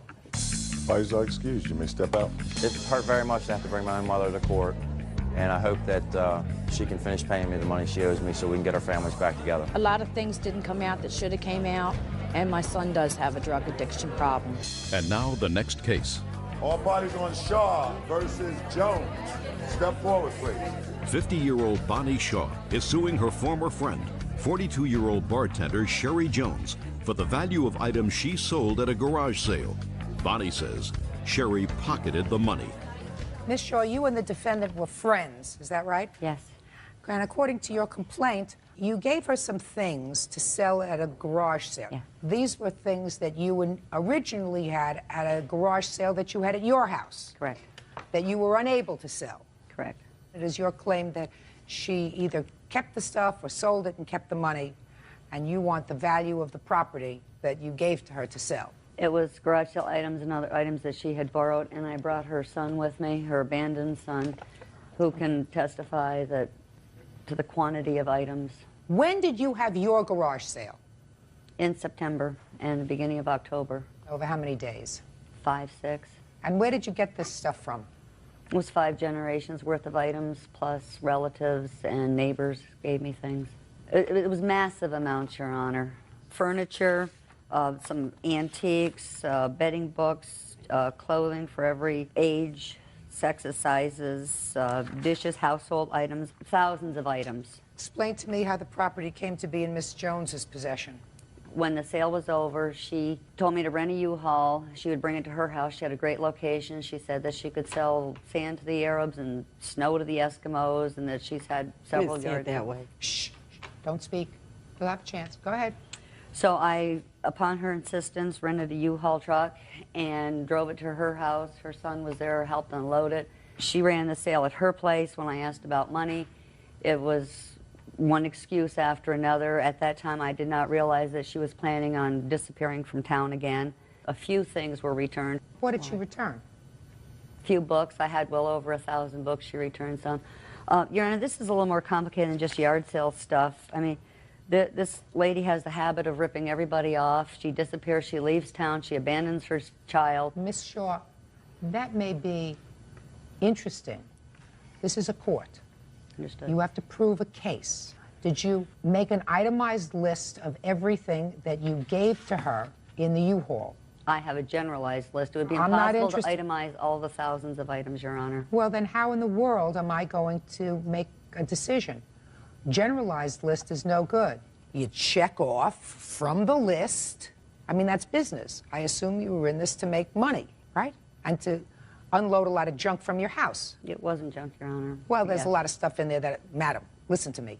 I know why people have garage sales. I've had those. But a lot of stuff out, and you hope that somebody wants to buy your 15-year-old sled or children's ice skates or some picture that you can't look at in your house that's, you know, that's there. Sometimes an old frame that has a broken glass. I know what goes out in garage sale. This is not an estate sale, but you have to have a list. Here, you say you want the return of value of personal property, and you say it's worth $1,625. Well, that's a very specific amount. And how do you come up with that specific amount if you have no specific list? The letter I wrote to her has specific items in it. Well, let's see. Let me take a look at the specific items. That's the letter she totally ignored. I advised her that I would take her to small claims court unless she returned the items or the value thereof. Mostly you talk about in this letter about things she borrowed from you, not about the things that she allegedly took for the garage sale. You sold well over $582 worth of goods, yet I was only reimbursed $82. Then you go on to talk about a shelving unit that you loaned to her, a blue shelving unit. When did you loan her a blue shelving unit? Before the sale. She wanted to have it to set things up on it. And it was reiterated repeatedly that that was not for sale. I wanted it back. So where is that? Your Honor, I have no idea. I left some things in the garage when I left. There was like a shelving There was an old broken door, a broken window. Furthermore, when she says thousands of items, there was a lot of them she left at her house that didn't even bring over to my house. When the stuff was returned, half the time she was sleeping. How many times did you return some things to the house? I made at least 12 carloads in my Monte Carlo. Her son will attest to what was there. He knows that she was bragging one day of over $600 that she brought in from the sale. I did not receive this That's money. A lie. You want to step That's up? a lie. Just a minute. I never took his $600 for no. I'm talking Just about a my minute. 600. You're her son? Who do you live with? I live with my stepfather and this lady here. Had you been living with your mother? I was until she decided to leave. And then you moved in with the plaintiff. Me and my stepfather moved in So when she left, her husband moved in with the plaintiff. after she left. Shh, I don't want to hear from you. He couldn't afford it anymore with just the two of us there, so she offered to help us out, and we've been living there. Is your stepfather renting a room from her, or do they live together? No, we rent upstairs there. So the two of you sleep upstairs? Yep. Now, what do you know about this property? I remember books and some clothes and stuff like that. How many boxes of books do you remember? No, not off the top of my head. All right, let's get back to the things that you say she borrowed. A fancy lace black slip top. The borrowing that top was for an anniversary party, and the dress that's mentioned is also in this photo. Did you borrow dresses from her? No, I didn't, Your Honor. It's a black dress. She had it in her garage sale before her belongings left the garage sale. My daughter gave her $1.50, and she accepted it. As far as the black cami lacy thing, yes, I have that. I was told not to go near her house. I was told not to call there. How do I give it to her? Borrowed slippers. What are the borrowed slippers? Your Honor, I know this all sounds really trivial. And It does sound trivial, madam. I mentioned that in the letter to her, but what you have to understand is that I am not used to being ripped off like this, especially by a friend. This was all a con on her part to line her pockets. She'd been planning on leaving town for months, and nobody Madam, even knew about it. You say it sounds petty. It certainly does. My white hamper that belonged to my grandmother. Yes. Well, when did she borrow your white hamper? In September, October. What'd she borrow your white hamper for? So one of the kids could have a place to throw their clothes. One of her children? Yes. And that's not borrowed. It was on loan. She was going to please. get something else. Oh, please. Come on. Come on. We're talking about nonsense here. Borrowed purple sheets. What would she borrow purple sheets for? For her bedroom, she wanted to change the look. And you're saying that they're borrowed? Yes, ma'am. It was the whole set. Just a second. I never had a friend that I said, you could use my sheets, borrow them, and then you can then give them back to me when you're finished. Miss Shaw, you're angry about something. I am not angry, Your Honor. And it may be that she ripped you off. That's very possible. But if you're in business, then what you do is you inventory. She gave you, you say $82. Well, according to this young man, according to your witness, the only thing that he recalls emptying out of the U-Haul were boxes of books and old clothes. And it's very possible that you gave her more stuff. But without a proper inventory, I cannot help you. No, that is not an inventory. There was a stove, there was... He doesn't remember unloading a stove. He's probably as nervous as I am. Well, you don't look nervous at all. And he's not nervous at all. If he had to take a stove out of a U-Haul, that would be something that you would remember, which he didn't tell me. Miss Shaw, whatever problems you have with this lady, I would suggest you get over them. And it's very possible she sold stuff at her garage sale that she had and didn't give you the money. The court can't help you unless you keep records. I understand that. There was just way too many items to mention, and her Then own I son can can't- attest to the money if that she there- bragged about getting. If you can't itemize what they are because there are way too many items, I can't help you. Period. Goodbye. Parties are excused. You may step out. Oh, excuse me, 1 second. I want you to put in an envelope the black lacy thing. Okay. And mail it to her. Thank you. Case number 378 on the calendar in the matter of Nelson versus Perry. Parties have been sworn in. Judge, you may be seated. Ladies, have seats, please. Mr. and Mrs. Nelson, the defendant is your former son-in-law. Yes. Married to your daughter. Is this Yes, your daughter? They were divorced and they have children. Yes, How many ma'am. children do they have? 4. Your lawsuit claims that pursuant to the judgment of divorce, your son-in-law was court-ordered to pay 60% of, among other things, child care costs for Yes, the ma'am. children so that your daughter could work. Yes, ma'am. And that it was decided that you would be the child care providers for the children. Yes, ma'am. And that your son-in-law owes you for child care. your daughter works off her 40% of the child care by working in your family business. Yes, ma'am. Okay. Son-in-law says the choice of child care provider was unilaterally taken away from him, and I'll get to his defense in a moment. When were you divorced, sir? Last year, November 7th. And at that time, was your wife employed? Yes. And who was watching the children at that time? The hours were set up to where I watched them when she was at work and she watched them when I was at work. That's not true, Your Honor. Just a minute. And if there were ever any problems with babysitting, who babysat for the children? Her parents or my mother. Why don't you step up here for a moment? Okay. How old are your children? I have a 3-year-old, twins that are 8, and a 9-year-old. When did you make arrangements with your parents to babysit for your children? While we were married, there was a lapse in between our shifts, and my parents would come out for an hour and a half until I got home. And then when he moved out, I needed them to come at 11:30 p.m. and watch them all night long until I got home at 9 o'clock in the morning. When they came for that hour and a half, prior to the two of you separating, were they paid any money? No, they used their gas and everything to come out there for nothing. I just asked you. They weren't paid any money. Sorry. They came out to take care of their grandchildren. Right, they did. And then, when you were working at night, they would come to your house to sleep? Right. And you didn't ask for any money from your daughter, did you? That was when we started being actually paid cash for the babysitting. Who paid you cash? Well, the logic of the divorce was Bill was to pay part of it and my daughter was to pay part of it. Was that discussed with Bill? It was court-ordered, ma'am. Oh, it was not court-ordered that you were to be the babysitter. That's not what I asked you. No, it was I asked you, were you paid any money? No.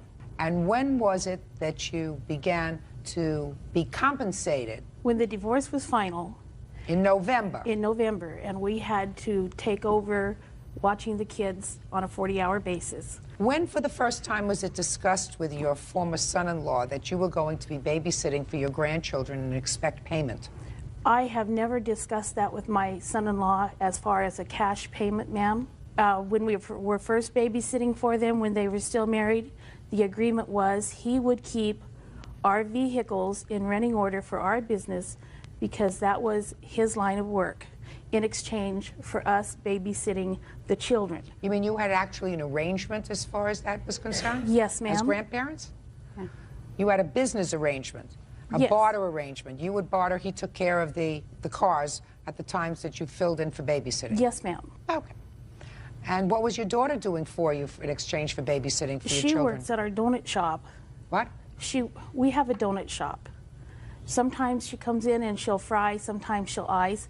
Other times, if our vehicle isn't running, we use her vehicle to deliver with. Who had a conversation with him with regard to your taking over full-time babysitting responsibilities starting in January of 2001? You did. Yes, actually, Your Honor, my parents didn't start watching the kids again until the end of May.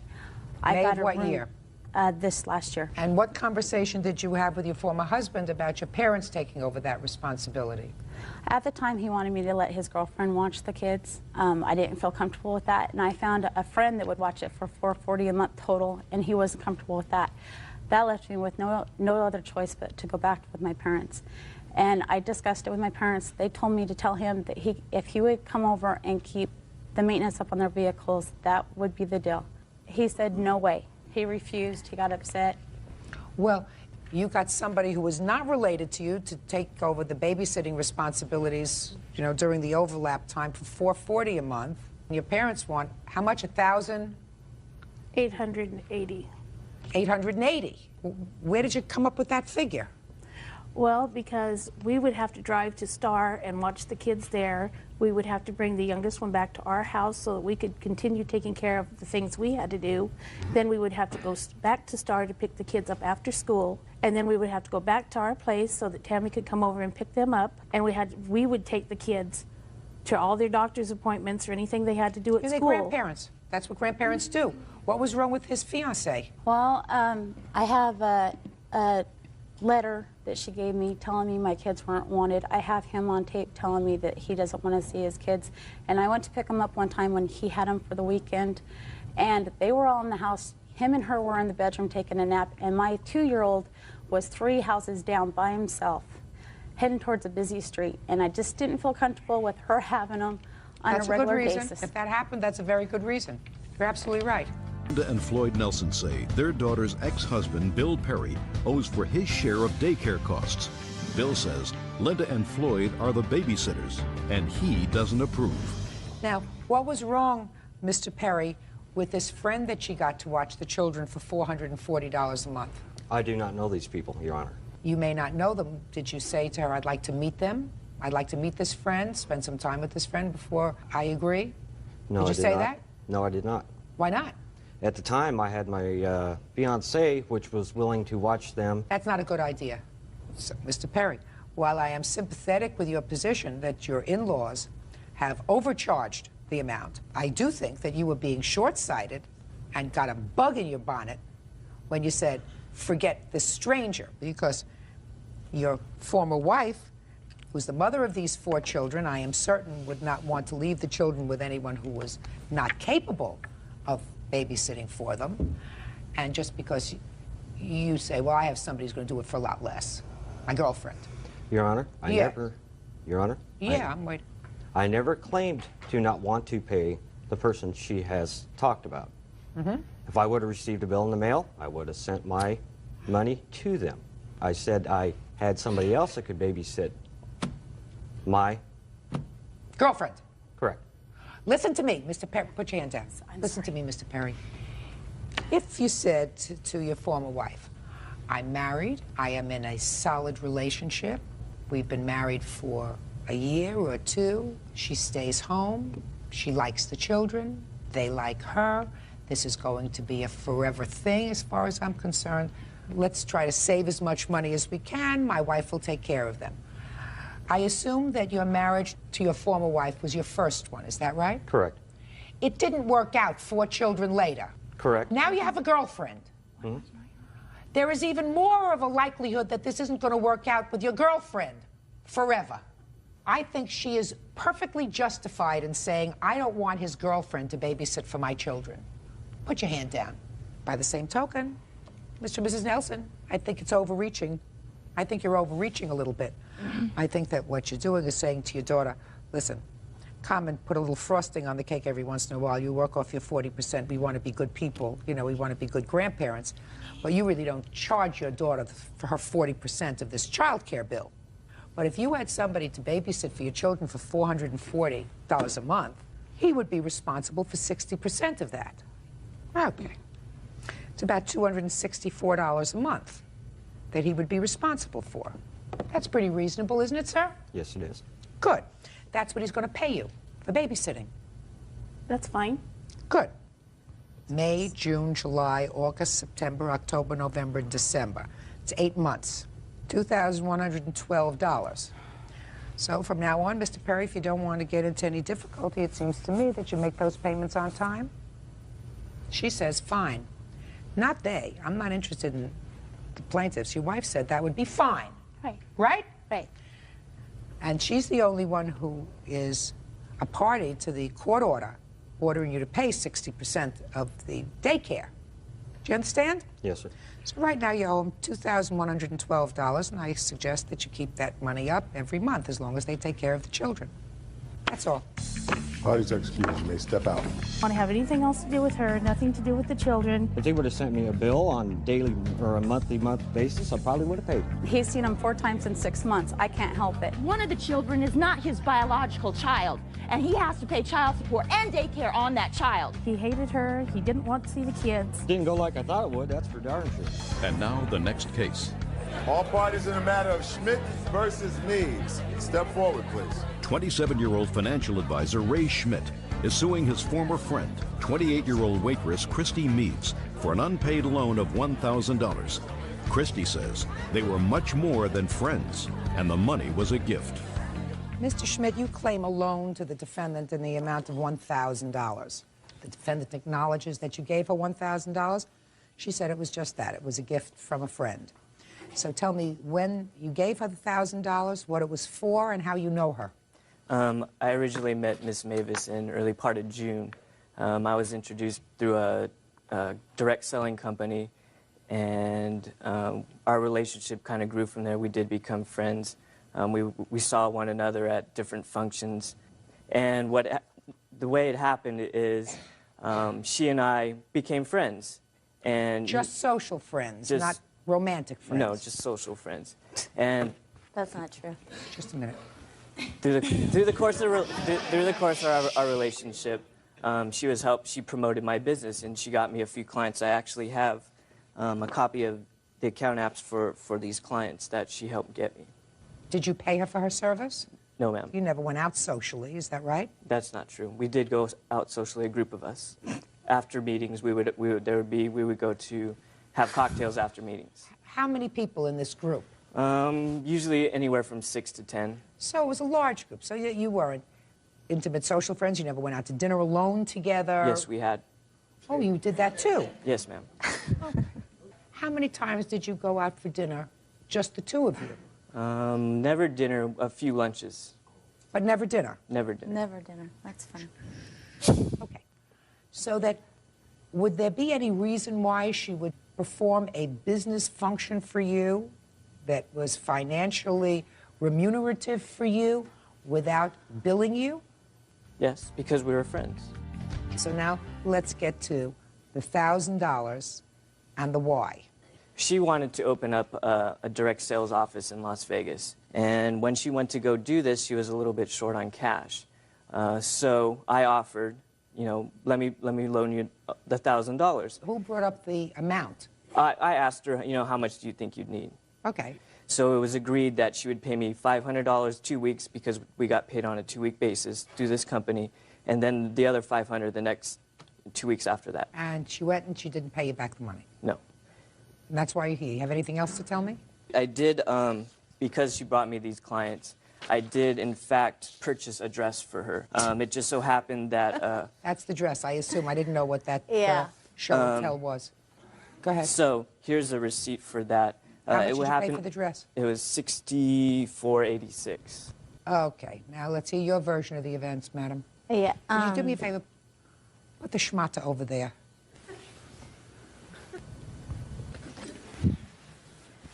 Go ahead. Okay. I did meet him through a mutual friend that brought him into our office. That's true. And yes, I did help him get clients because he was a very nice young man when I met him. He did try to pursue me in a romantic way, and he had a girlfriend at the time. So for quite some time, I wasn't taken by it. However, he told me that he broke up with her, which later I found out from her calling me that they never broke up.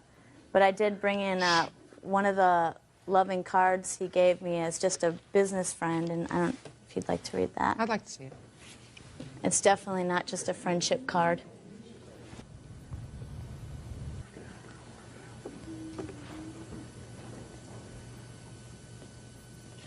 Ray, remember this card?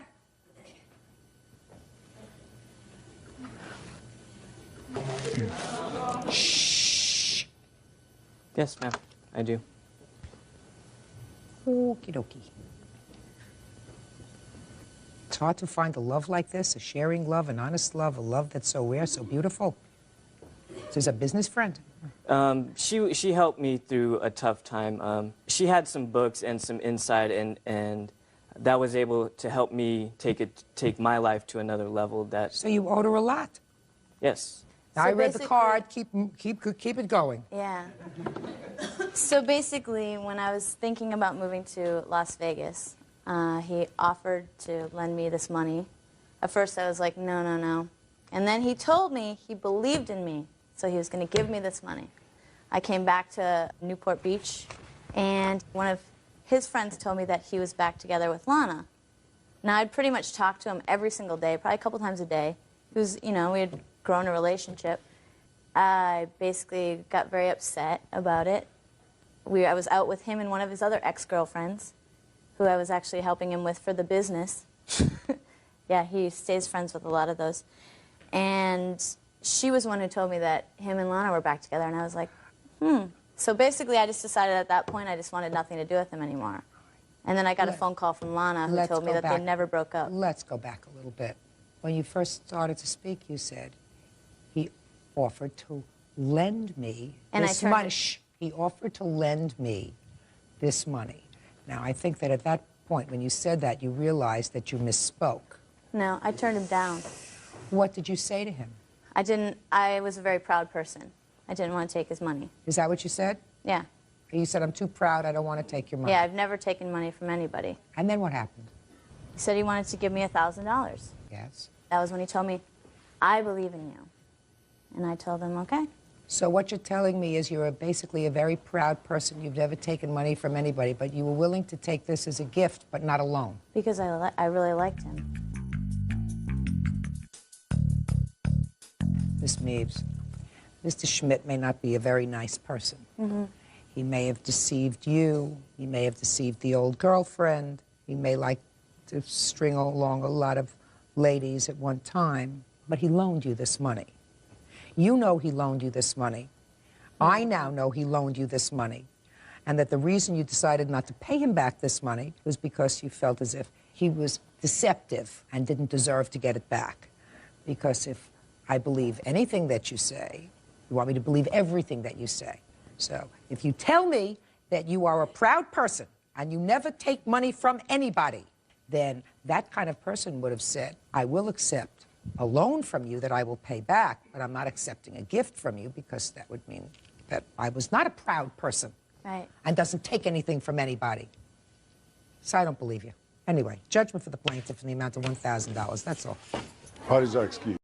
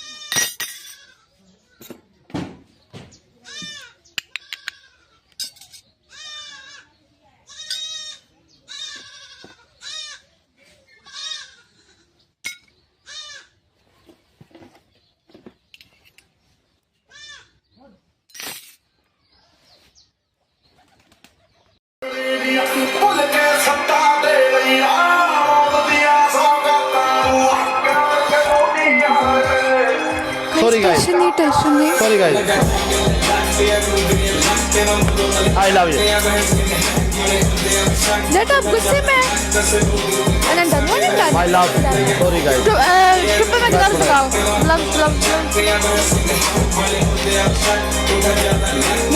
Gloves. देविच खर्चे ने mad लवांगू पर्चे ने ऐसे कांड करे parliament तक जाने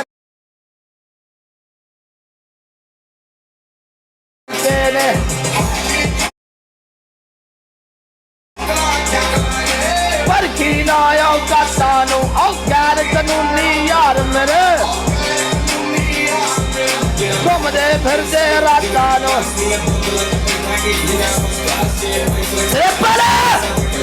हाय मर गया था या कौनी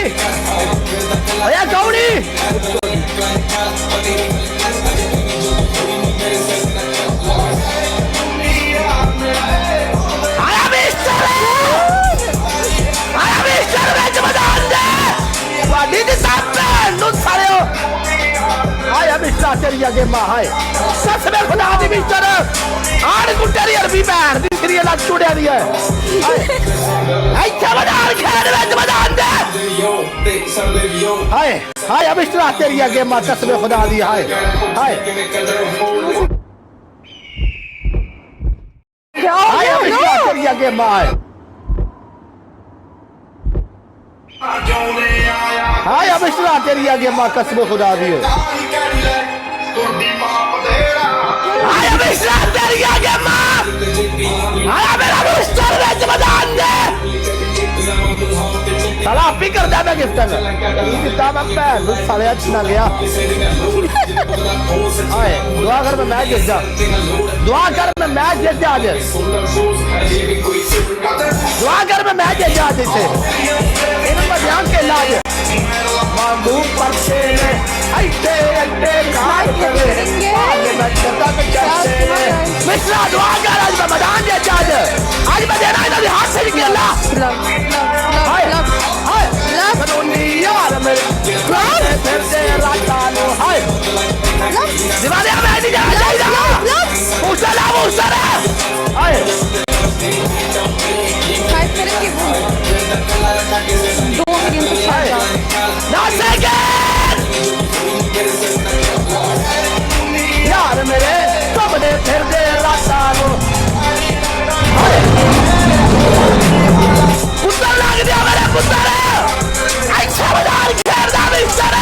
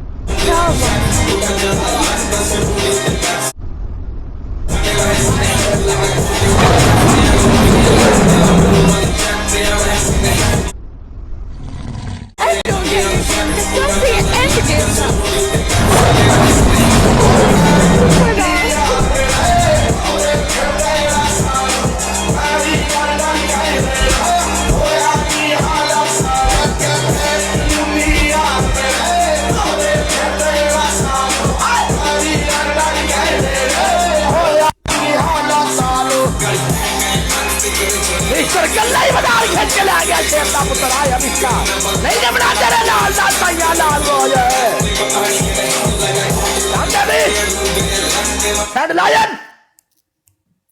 Boss busy. Good game. Okay. Yes, come my friend lion. I said okay. right now. Yes, I waiting. Son To of a answer.